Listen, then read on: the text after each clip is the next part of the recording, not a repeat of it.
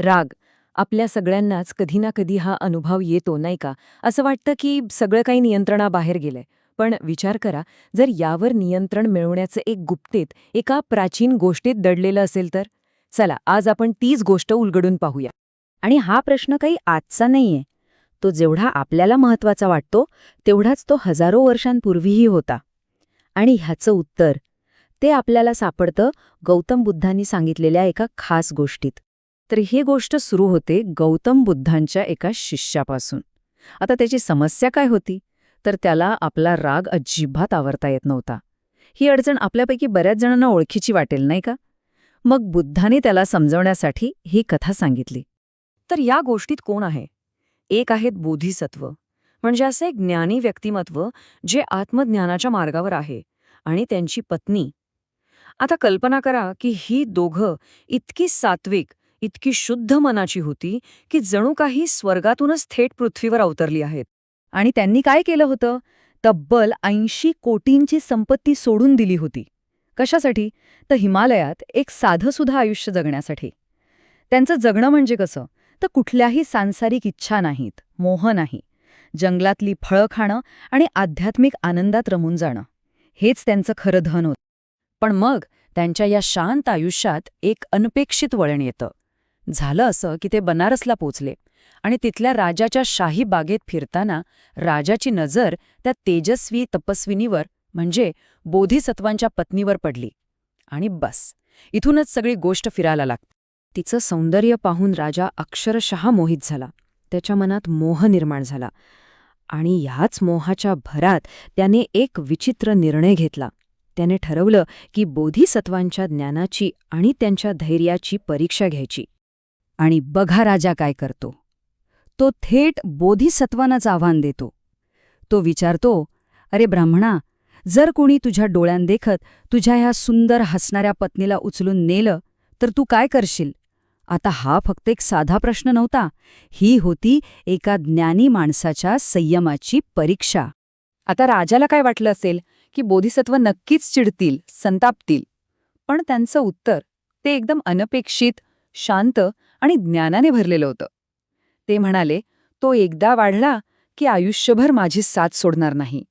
जसं पावसाची सर धुळीच्या वादळाला खाली बसवते, तसंच त्याला तो लहान असतानाच शांत करायला हवं.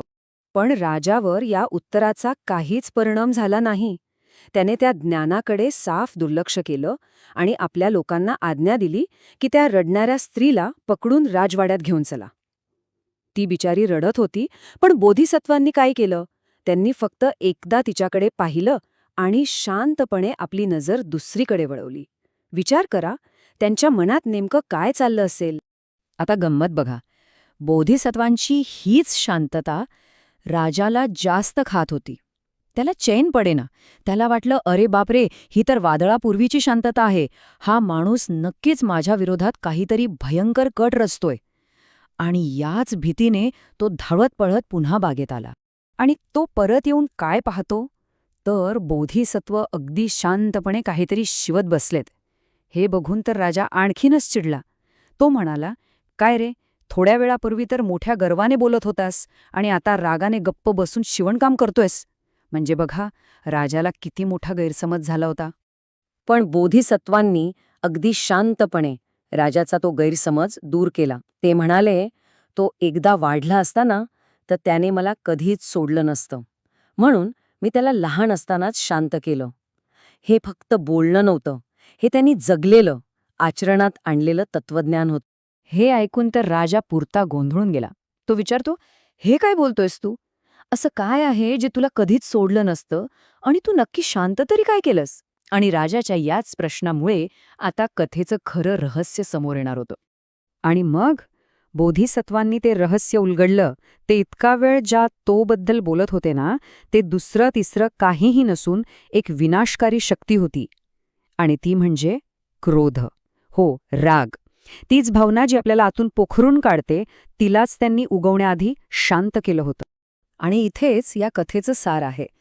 बोधिसत्व पुढे समजावून सांगतात की राग ही किती विचित्र गोष्ट आहे. तो आपल्या शत्रूंना आनंद देतो, पण नुकसान मात्र आपलंच करतो. तो आपल्याला आध्यात्मिकदृष्ट्या आंधळं करतो, अविचारी बनवतो आणि आपल्याच आशीर्वादांचा, आपल्या चांगल्या गोष्टींचा नाश करतो. त्यांनी पुढे खूप सुंदर उदाहरण दिलं. ते म्हणाले, ज्याच्या मनात राग वाढतो तो जणू इंधन असलेल्या आगीसारखा जळत राहतो. त्याचा सन्मान कृष्ण पक्षातल्या चंद्रासारखा कमी कमी होत जातो.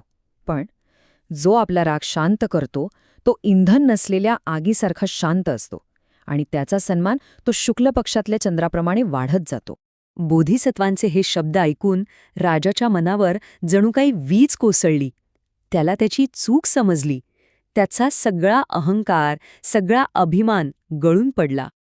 आता राजाला कळून चुकलं होतं की खरी ताकद दुसऱ्याला दाबण्यात नाहीये, तर स्वतःच्या भावनांवर ताबा मिळवण्यात आहे. तो एकदम नम्र झाला. त्याने बोधिसत्वांची माफी मागितली आणि त्यांच्या पत्नीला सन्मानाने परत पाठवण्याची आज्ञा दिली. आणि अशा प्रकारे या कथेचा शेवट खूप शांततेत होतो. राजाने माफी मागितली, त्याने त्या तपस्वींचं रक्षण करण्याचं वचन दिलं. बोधिसत्व आणि त्यांची पत्नी पुन्हा त्या बागेत शांतपणे राहू लागले.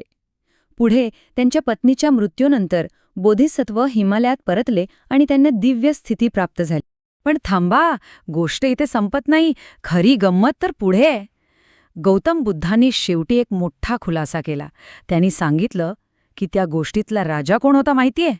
तो होता त्यांचा शिष्य आनंद. ती तपस्विनी होती राहुलची आई यशोधरा आणि ते ज्ञानी बोधिसत्व ते स्वतः बुद्ध होते.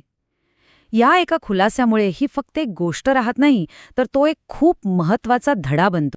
तर ही प्राचीन कथा आपल्याला एकच गोष्ट पुन्हा पुन्हा सांगते: रागाचं विनाशकारी वादळ मोठं होण्याआधी त्याला शांत करणं आपल्या हातात आहे. आणि हाच प्रश्न शेवटी आपल्या सगळ्यांसाठी आहे की आपल्या प्रत्येकाच्या मनात रोज उठणाऱ्या कोणत्या धुळीच्या वादळाला आपण वेळीच शांत करायला हवं.